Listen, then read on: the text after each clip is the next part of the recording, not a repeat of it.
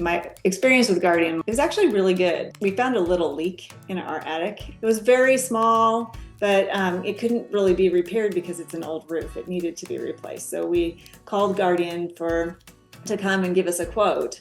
And it was really very fast. Josh came out and he took a thorough look. He got up on the roof and he took a look, and it was a really stormy day. That day was a really big windstorm that happened, and he came anyway in the evening too, right before the wind hit, and we lost power for 3 days after that.